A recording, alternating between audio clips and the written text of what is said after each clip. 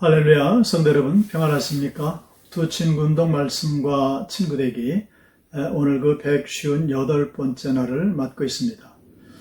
자, 오늘 우리가 함께 읽고 묵상할 말씀은 전도서 7장부터 12장 마지막 장까지의 말씀을 함께 나누겠습니다. 자, 7장의 말씀의 제목을 붙인다면 죽음에 대한 지혜입니다. 즉 죽음에 대한 지혜를 가지고 살아야 한다 하는 그런 말씀이죠. 자, 7장 14절 보면 이런 말씀이 있습니다. 형통한 날에는 기뻐하고 곤고한 날에는 뒤돌아보아라. 이 두 가지를 하나님이 병행하게 하사 사람이 그의 장래일을 능히 헤아려 알지 못하게 하셨느니라 말씀을 하십니다. 자, 그렇죠. 우리가 인생을 살다 보면 이 기쁜 날이 있고 또 그렇지 못한 날이 있습니다. 마치 해가 반짝 나는 날이 있는가 하면 비바람이 치는 그런 날이 있는 것과 마찬가지입니다.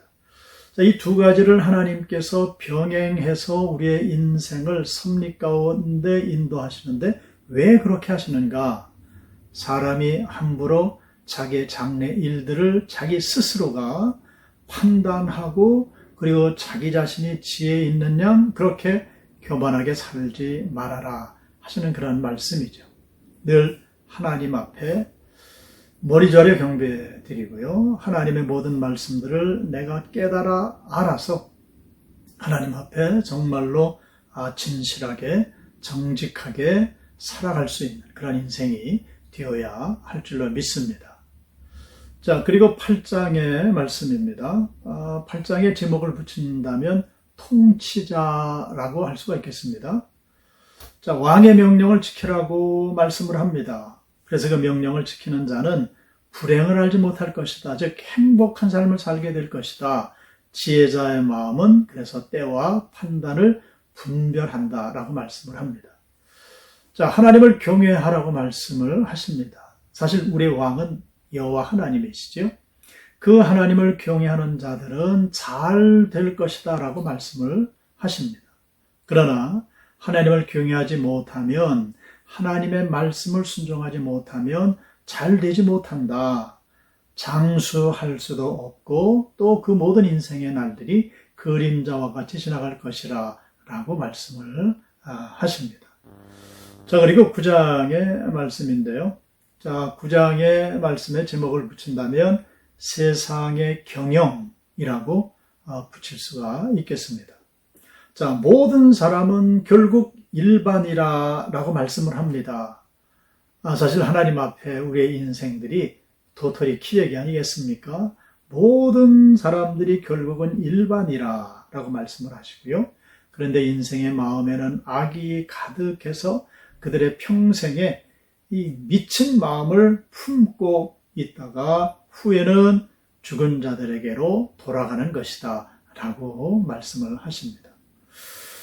그리고 특별히 이런 말씀을 주십니다. 하나님이 주신 날에, 즉 하나님께서 우리에게 주신 인생의 그 여정 가운데 아내와 함께 즐거운 시간을 살라라고 말씀을 하시죠. 예, 아주 의미 있는 그런 말씀을 주십니다.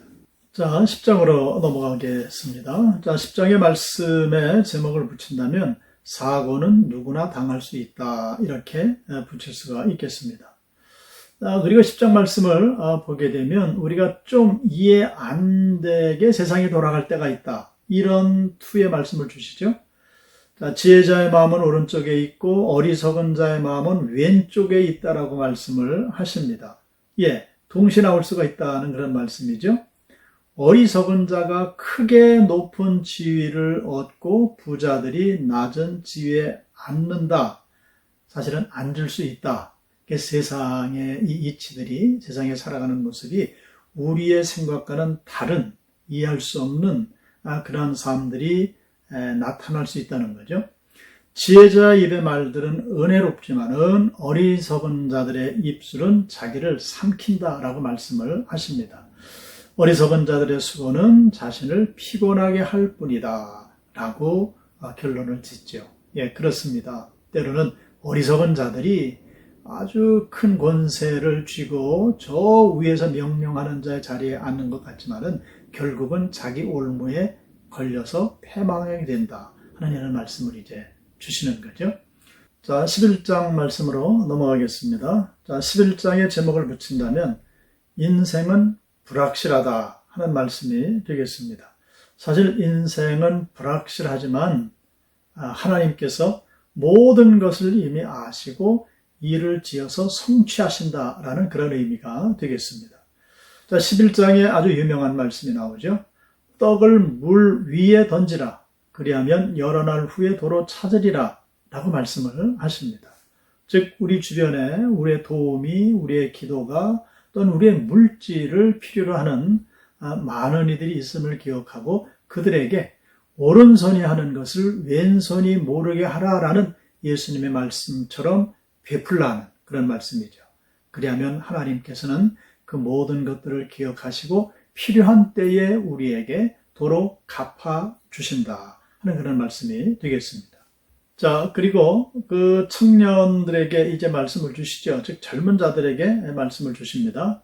어린 때를 늘 즐거워하라 하는 겁니다. 그리고 마음에 기뻐하여 원하는 길들, 눈이 보는 대로 행하라. 그러나 뒤에 말씀이 이어집니다.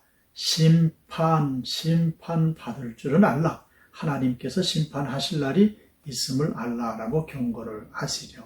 예, 그렇습니다. 이 젊은 날에는 생각을 깊이 하지 못하고 또 멀리 내다보지 못하고 그렇게 행할 때가 많이 있는데 조심하라는 겁니다. 왜냐하면 하나님께서는 모든 것을 살피시고 후에 심판을 하실 것이라 하는 거죠.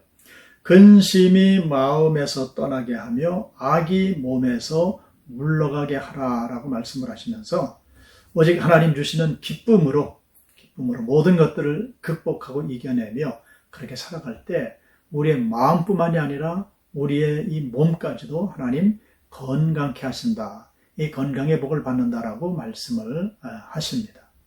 자, 그리고 이제 마지막 12장으로 넘어가겠습니다. 자, 12장의 제목을 붙인다면 창조주를 기억하라 라가 되겠습니다.